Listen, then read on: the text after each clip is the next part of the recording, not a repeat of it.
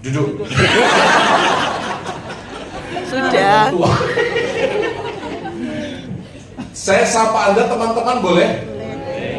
Saya pikir hidup kita ini terlalu singkat untuk diisi dengan air mata. Maka proyek kita mulai malam hari ini sampai nanti kita menutup mata, proyeknya kita baca sama-sama. 1, 2, 3. Bersukacita senantiasa.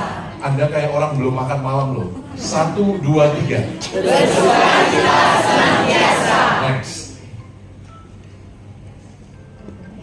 Nah, kita lihat ya. Mari kita periksa asumsi kita loh. Kadang-kadang kita berpikir bahwa sukacita itu adalah hasil situasi baik. Romo tadi baru saja mendoakan intensi yang sebanyak ini. Wah, tadi Romo baca semua. Saya sudah baca semua. Adakah yang belum mengumpulkan intensi doanya? Tidak apa-apa kalau belum. Nah, masih ada. Tadi Romo sudah baca semua. Dan yang dimohon pasti yang baik. Betul? Masalahnya, terima kasih Ibu. Masalahnya kadang-kadang belum tentu loh bahwa sukacita itu datang hanya dari yang baik. Kita lihat yuk, coba yuk kita teliti asumsi kita. Next. Coba Anda pernah nggak melihat ada orang yang jahat hidupnya tapi terlihat bahagia? Pernah melihat? Siapa? Tetanggaku Romo. Bener nggak? Biasanya tetangga. Anda pernah nggak melihat ada orang yang sangat-sangat berjasa untuk dunia, dipuji oleh banyak orang, tapi ateis, nggak percaya sama Tuhan? Pernah dengar ini? Dia nggak percaya sama Tuhan, tapi murah hati sekali sampai dihargai dunia. Pernah melihat ini? Anda pernah nggak yang ketiga? Ada orang yang mendapat harta dari kejahatan, tapi hidupnya itu tampak mulus sekali. Ada. Pernah melihat? Coba, jangan-jangan ada di ruangan ini. Coba Anda lihat dulu gitu. Tadi ada banyak. Coba lihat. Jangan-jangan ada di ruangan ini. Ada? Tidak ada.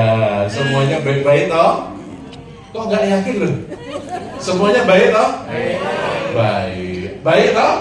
Baik. Ya, lebih baik memuji diri sendiri daripada nggak dipuji. Apa poinnya Romo? Poinnya Romo sederhana. Kadang-kadang kita seringkali melihat orang jahat itu hidupnya lebih mulus daripada orang beriman. Mengapa itu terjadi? Mengapa itu terjadi? Next. Karena kita lupa bahwa sukacita itu bukanlah tentang perasaan. Kalau jawabannya tadi, mengapa banyak orang jahat kelihatannya hidupnya baik, hidupnya bahagia, itu sederhana. Itu karena ada bias pemikiran di dalam otak kita. Bias pemikiran otak kita itu seringkali membuat hubungan yang belum tentu benar. Dari mana Anda tahu bahwa mereka itu sungguh bahagia? Anda nggak tahu. Seperti Anda melihat jalanan basah, sepanjang jalan Jenderal Sudirman basah. Lalu tiba-tiba Anda menyimpulkan, tadi turun hujan.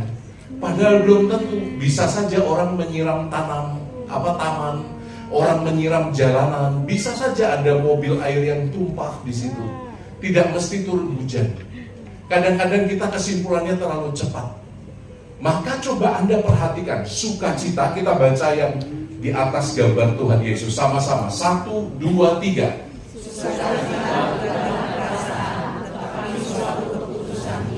Yang berakar dalam realitas Allah. Coba lihat, asumsi dunia itu kan mengatakan bahwa sukacita itu berasal dari keberhasilan. Betul? Siapa yang tidak senang kalau berhasil? Tapi pengajaran Kristus, sukacita sejati adalah kehadiran Allah. Allah itu kalau hadir, apapun situasi hidup Anda sukacita. Yang kedua, asumsi kedua, kita baca 1, 2, 3. Sukacita datang ketika masalah selesai. Kitab suci katakan apa? Justru ketika Anda masih menderita, sukacita itu bisa diberikan.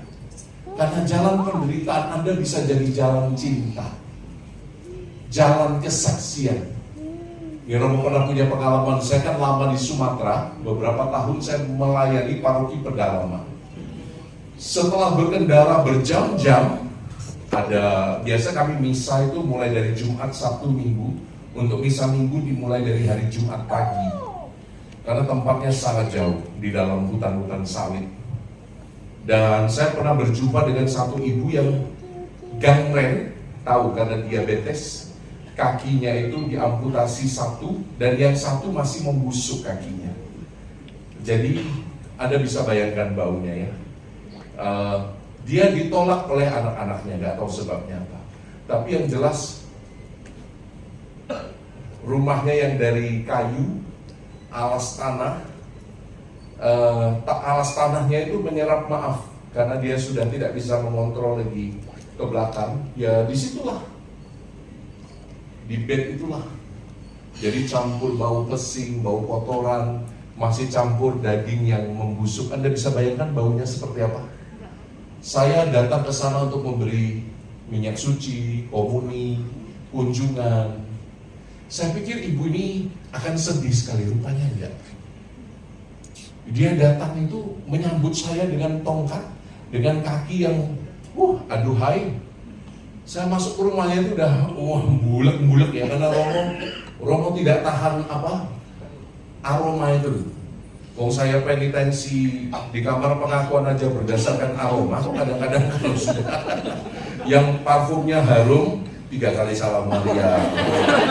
Saya nganggo minyak putih, minyak kayu putih, minyak telon, 10 kali Bapak kami. Ya campur bau badan. Di kamar pengakuan kan pengakuan. Kadang-kadang tak kasihan udah jalan salib sana. Pakai lutut. Enggak bercanda. Karena Romo sensitif sama bau-bauan itu loh. Jadi masuk di sana itu pusing saya. Tapi saya melihat dia tersenyum.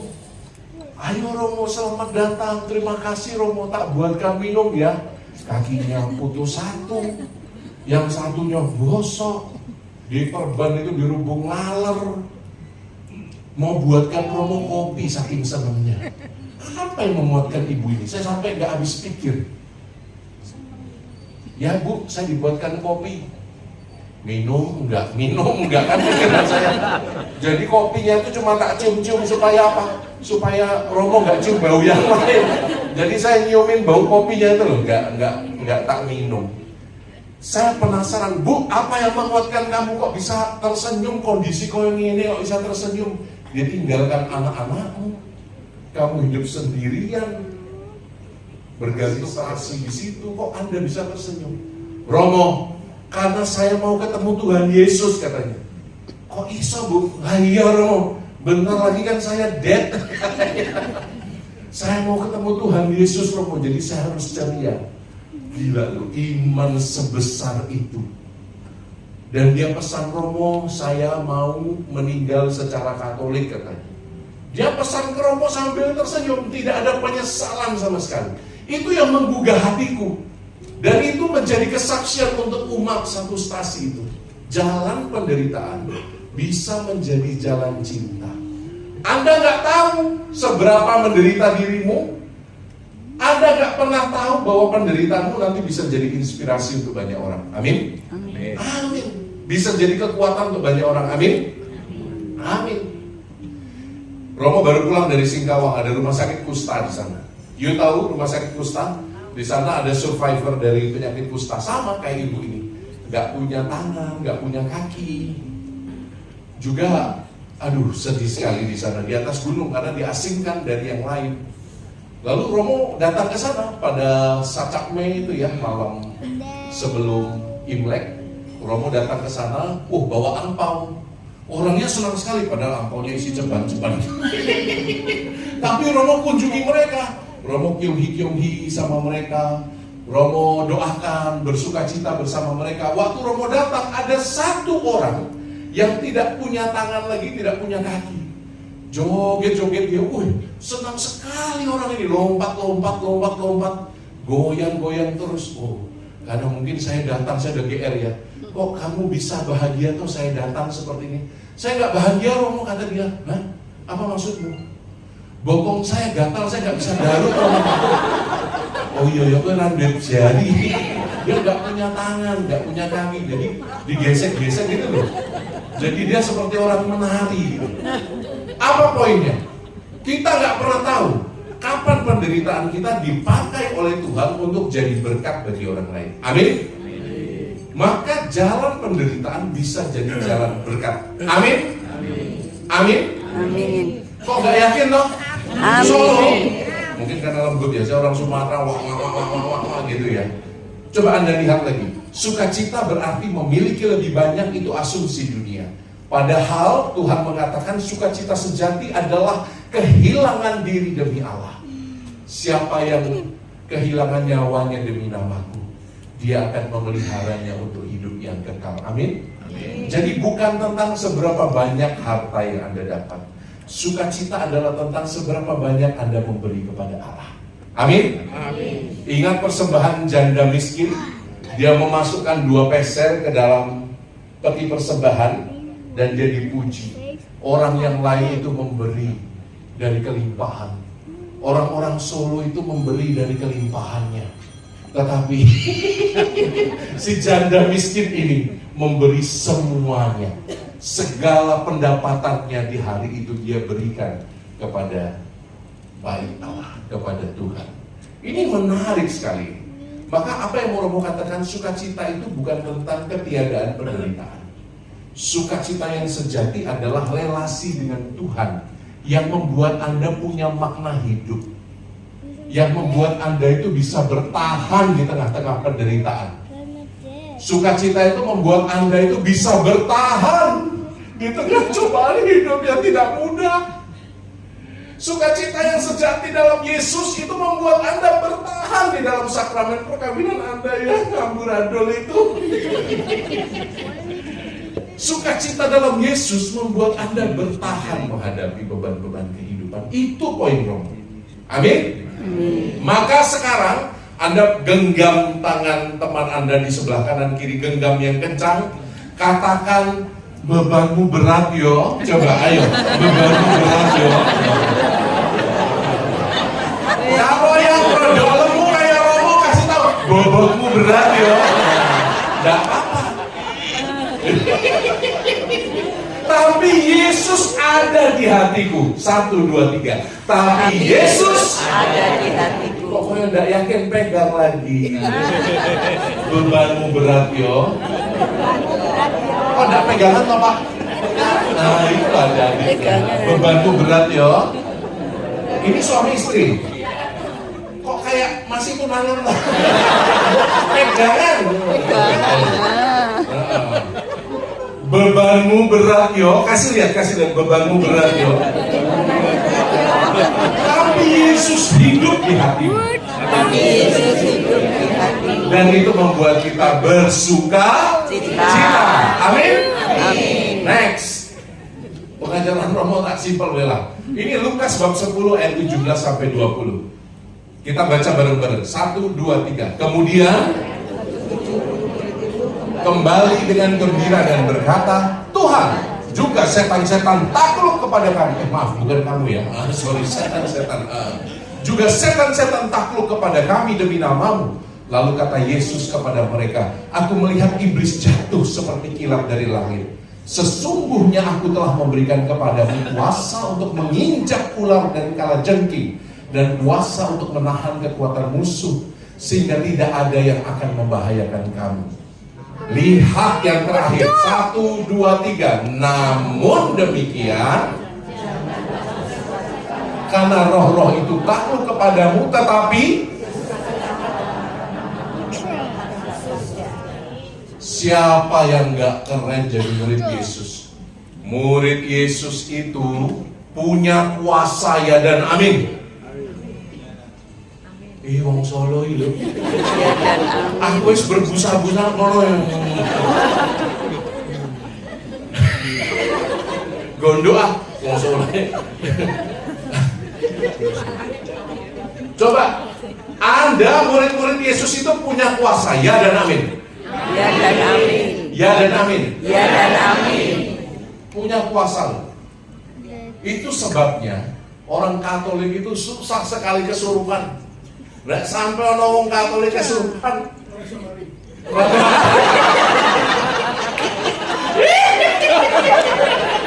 Apa katanya? Sekali kesurupan nggak bisa mandi, kabur.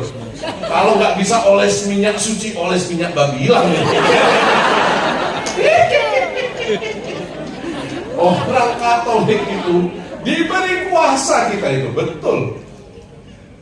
Ini pengalaman di pedalaman juga ya. Satu kali Romo itu naik motor kan ya, pergi ke satu stasiun. Saya belum pernah pergi, saya pastor baru di sana. Nanti ancang-ancangnya kalau sudah lihat pohon ini belok ke kanan, naik di atas bukit rumahnya. Oke, saya mau ngaso minta kopi. Romo kan kalau nggak ngopi ngantuk. Jadi saya naik sampai di bukit, pas lewat hutan-hutan menuju rumah umat yang belum pernah saya kunjungi, ada satu orang muda. Dia cuma pakai segitiga biru, bukan tepung ya, dia cuma pakai pakaian dalam. Lalu saya pikir, ini orang dengan gangguan jiwa ini, ODGJ ini. Tapi dia mendekati motor saya, dia ngadang. Lalu dia ngomong, kamu mau apa pastor? Kamu mau mengusir saya? Weh, apa ini? Aku mau dalu kopi kok dikei koyo gini. Aduh, saya nggak habis nggak tak pikirkan lah. Oh iya, saya pastor, terus saya tancap gas dong ya. Oh yo, takut saya. Rupanya, nah itu di rumah, sampai di rumah atas, dia rumah satu-satunya di atas bukit itu. Ceritalah, rupanya yang tadi pakai segitiga biru itu adalah adik dari yang punya rumah. Orang Batak yang katanya didukuni karena masalah tanah. Oh, pantas dia mengenal saya pastor. Saya kan nggak ada potongan pastor kalau pakai jubah begini baru kelihatan. Kalau saya pakai baju biasa kayak saya salesman asuransi loh saya. Betul. Saya pernah pakai baju bebas itu ke panti asuhan yang suster itu malah diteriaki sama bocah-bocah, Kim Jong Un.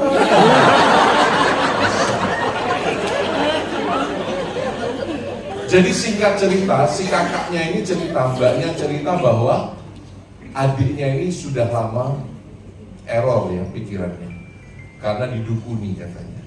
Lalu ya udah kita doa aja. Gak berani Romo saya berdoa, tiap kali saya buat tanda salib, rambut saya itu ada yang jambak naik ke atas. Jangan-jangan kamu gak sisiran, jangan-jangan, saya kan masih logis ya. Lalu kita sudah, saya nggak ambil pusing tentang itu. Ayo kita doa aja, doa. Kita berkati rumahmu ya. Iya pastor katanya. Karena di kamar adiknya itu ada bau bunang itu loh, bau bangkai itu loh. Tapi dibersihkan, baunya nggak hilang-hilang. Lalu di tiap sudut rumah itu ada rokok sama kembang. Ya udah kalau kayak gini kita sucikan saja rumahmu, yuk kita doa gitu. Baru kami buat tanda salib. Si segitiga biru itu lari dari dalam hutan itu lari. Mau ngapa kamu pastor? Katanya, mau ngapa kamu pastor?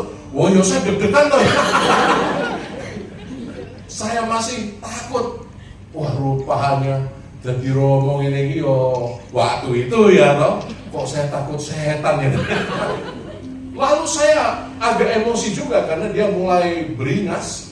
Ya udah saya keluarkan stola, dia tahu loh.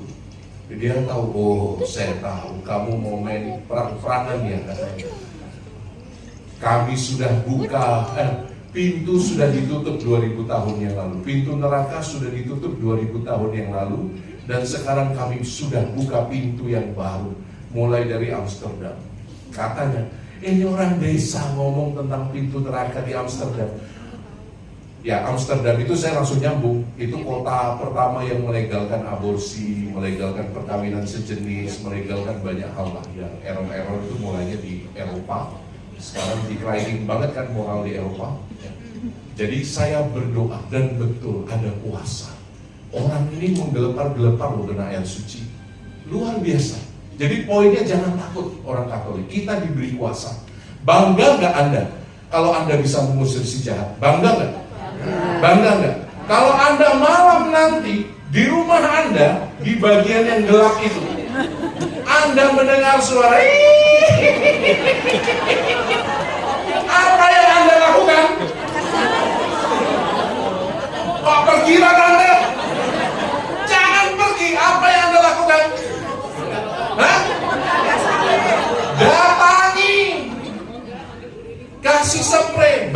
salin dulu bajumu kumel.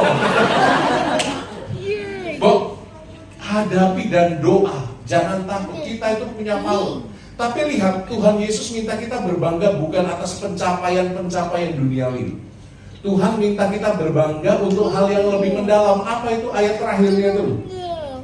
Tetapi bersukacitalah karena apa? Namamu terdaftar di surga. Banyak ahli kitab suci mengatakan nama terdaftar di surga itu berarti Anda harus punya relasi yang mendalam dengan Yesus. Anda berarti harus punya keyakinan bahwa saya anak Bapa. Amin. Amin. Tuhan katakan, aku tidak lagi memanggil engkau hamba, aku memanggil engkau sahabat. Martabat kita sama. Ketika Yesus sang putra Allah turun ke dunia, putra Allah turun ke dunia mengambil rupa manusia sama seperti kita.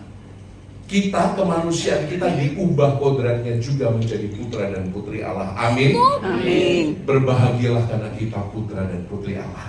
Amin. Amin. Maka jangan cari kebahagiaanmu pertama-tama pada prestasi, kekayaan, nama baik.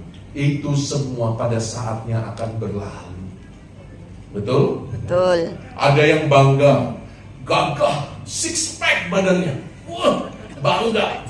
Lalu mulai ditato sana, tato sini. Kayak Pak Lek saya, Pak Lek Romo itu hobinya nge-gym, lalu banyak sekali tatonya. Di sini, di dadanya ditato. Beneran Pak Lek saya itu menato itu loh, perempuan telanjang zaman dulu itu. Tapi makin tua, keriput toh. Maaf, Nona yang awalnya cantik di dada Pak Lek saya juga melok keriput, melok nyusut anu. Jadi semua itu akan berlalu, saudara. Benar tidak? Betul. Kekayaan akan berlalu, ketampanan akan berlalu, nama baik akan berlalu. Pada saatnya kita akan dilupakan. Maka jangan mencari pengharapan dan sukacita pada apa yang fana. Amin. Amin. Buat apa kita berlelah-lelah? Kita mengusahakan yang terbaik dan biarkan Tuhan yang mengerjakan sisanya. Amin. Amin. Yang penting kita tahu bahwa saya adalah anak Bapa yang bahagia. Amin. Amin. Sekarang tunjuk teman Anda. Engkau anak Bapa lo. Ayo, 1, 2, 3. Engkau anak Bapa lo. Depan belakang Anda, depan belakang. Engkau anak Bapa lo. Engkau sungguh anak Bapa lo. Banyak yang lupa soalnya. Next. Ini sudah